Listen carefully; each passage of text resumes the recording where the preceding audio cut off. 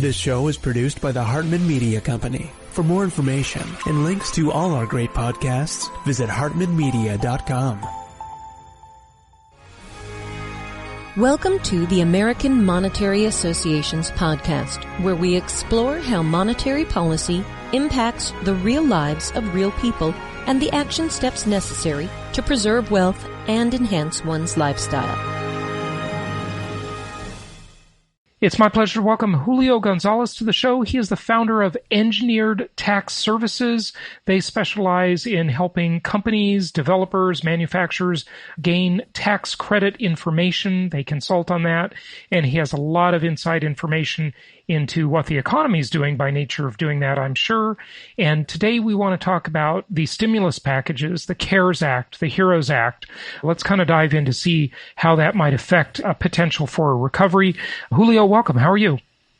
I'm good. Thanks for having me. Good. I appreciate it. It's good to have you. Give us a little background as to, maybe just quickly what you do, and you sort of see things early in the economic cycle. If people are buying equipment for a manufacturing facility, if they're going to be developing properties, they're consulting with you and asking about tax credits and what's available to them. So you're probably very early in seeing what's going to happen in the economy years hence, right? Yeah, there's no question about it. We do tax credits in the areas of manufacturing, real estate, structure, infrastructure. So clearly we are seeing it in progress before the public sees it. And certainly, we have a good feel for those economies and how it ultimately impacts our national economy. Mm-hmm. Yeah. So given that, what are you seeing? We know that real estate development is booming. I mean, there's a massive shortage in housing, especially now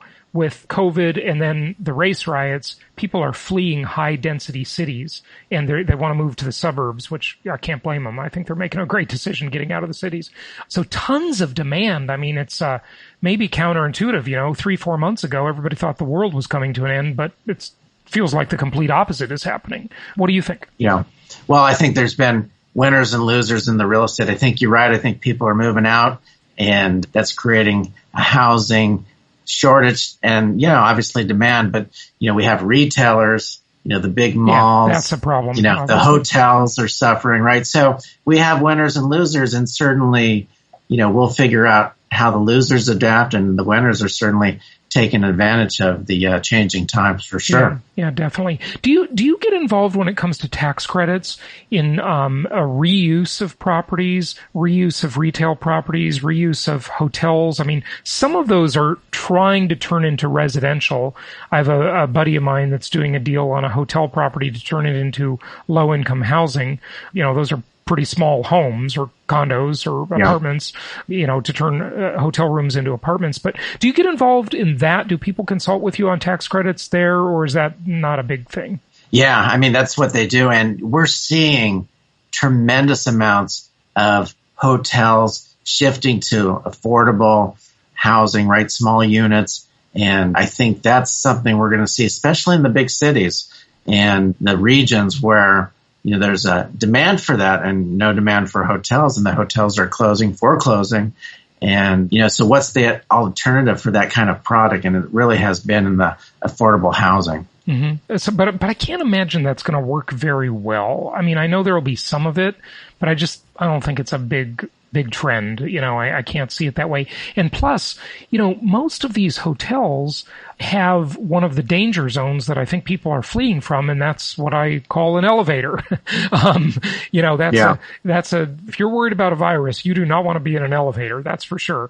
And so typically a hotel is a high rise, or, at least a couple, 3-4 stories. 4 stories, I guess, would be super common configuration. That's true. Yeah. That's true. So we'll see how that goes. What about retail properties, shopping malls, or just shopping centers? Yeah, the REITs really are trying to go into these shopping centers and create distribution centers from them and, try to redesign them in a way that, we've seen distribution be a real winner in the real estate industry, where the malls have been the real loser. But maybe that was coming anyway, right?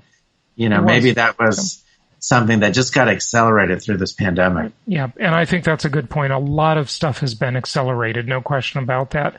I think so. So, with a stimulus, with a government program, it always, encourages bad behavior, if you will. And when things started reopening, employers were really struggling to get people to come back to work because they were actually, in many cases, making more money sitting at home on the couch than working with a bonus stimulus, right?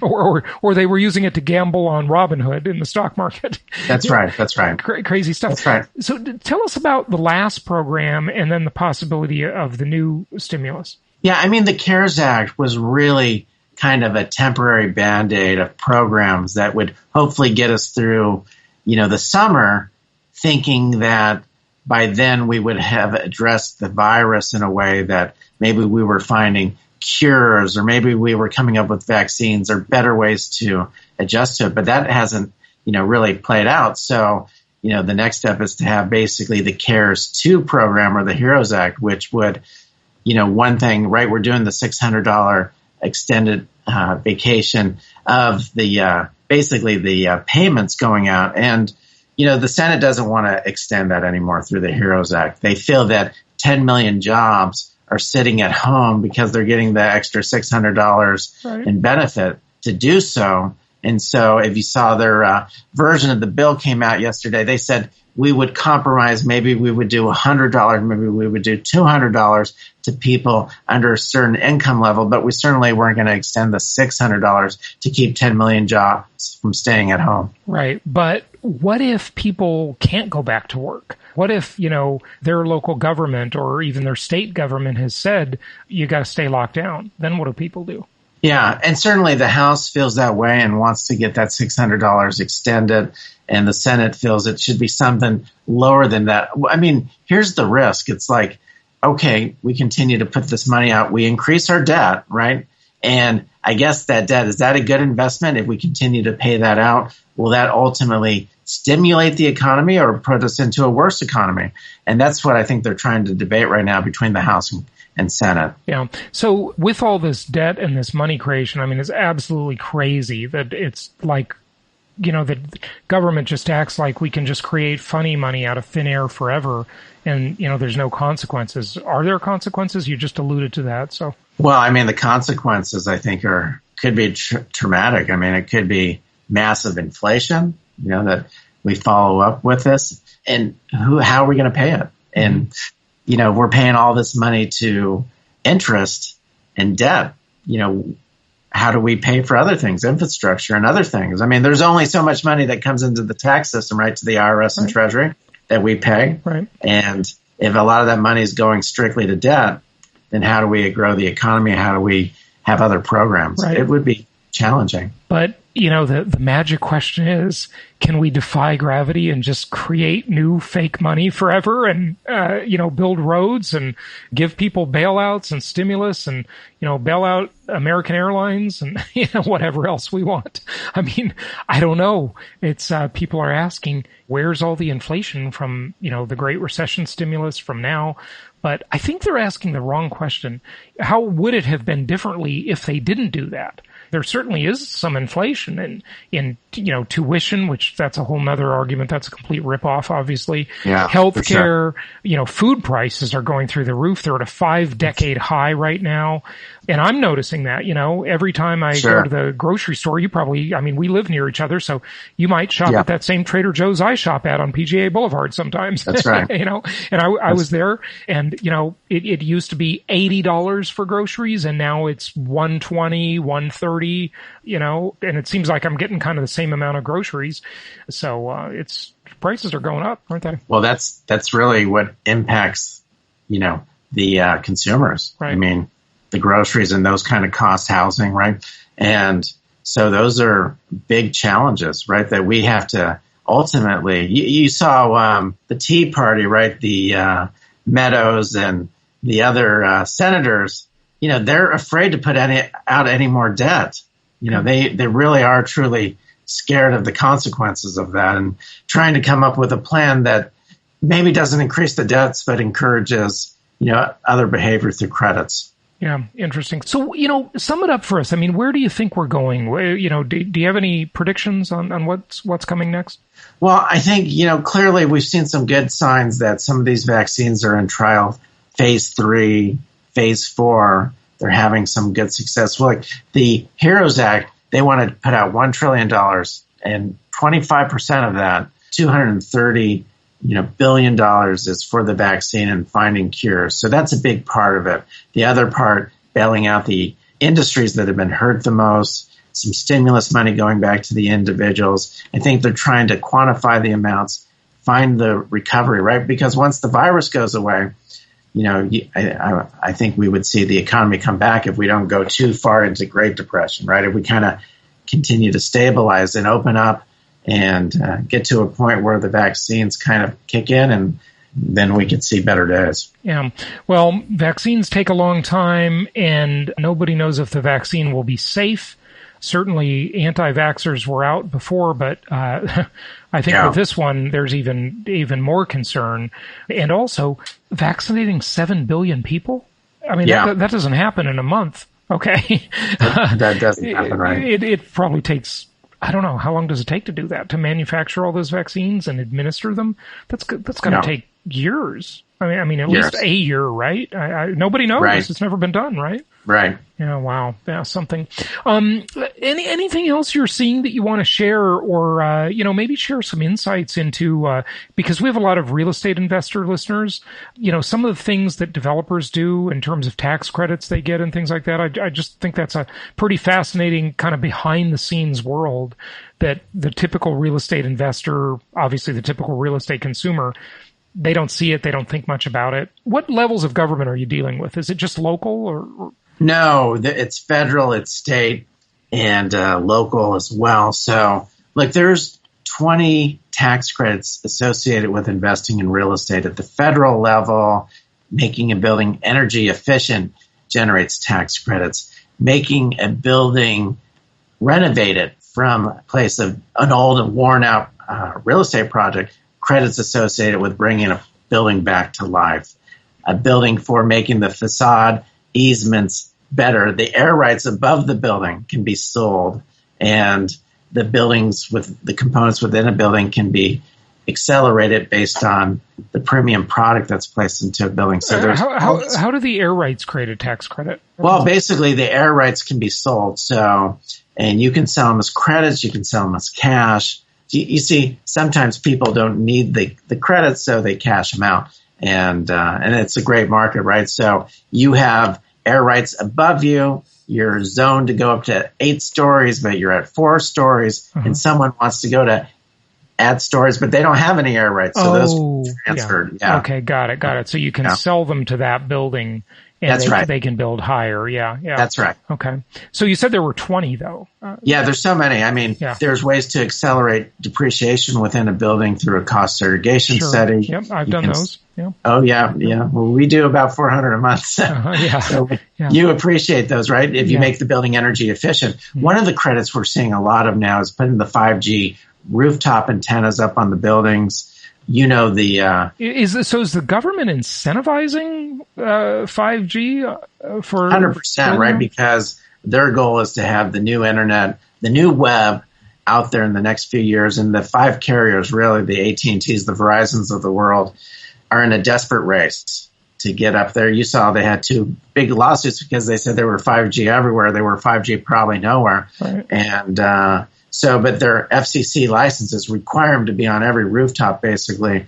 And so that's a mad dash. The problem is they don't know the property owners, right? Mm-hmm. And so they've been living in the world of big antennas on land, but not getting on rooftops. And that's been the big dilemma for them. So, there's certain tax credits associated with that type of infrastructure because the government knows that, the automation and the things that we want to do as a country aren't available without that 5G web throughout the country. Yeah. Wow, that's interesting.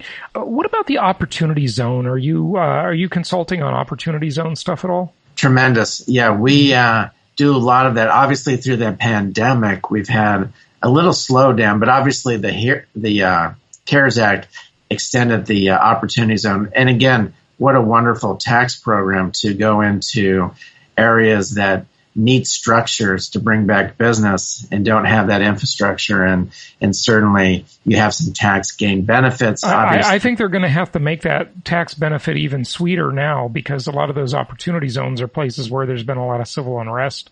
I mean, I can't imagine businesses wanting to go into those places or developers wanting to, anybody wanting anything built there. But, I know people will chase tax credits, obviously. But I think look, at Opportunity Zone is a pretty complex thing, right? And I interviewed one of the authors of the Opportunity Zone for the Obama administration on the show before. And, you got to be a developer.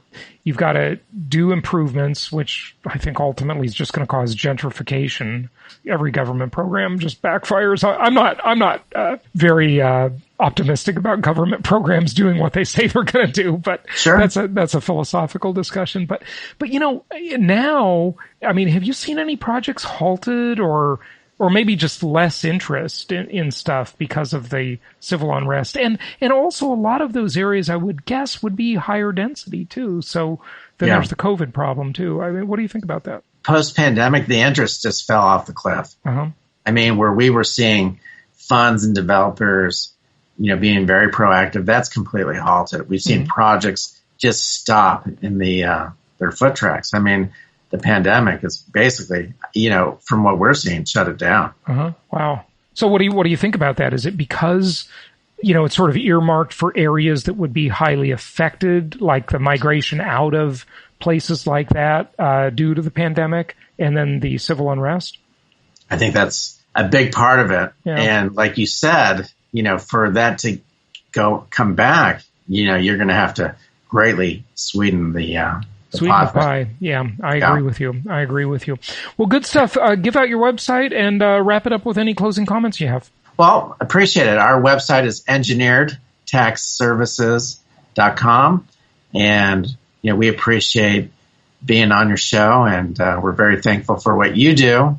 And let's continue to get the education out there to help people. Absolutely. Well, thanks so much for joining us. Oh, my pleasure.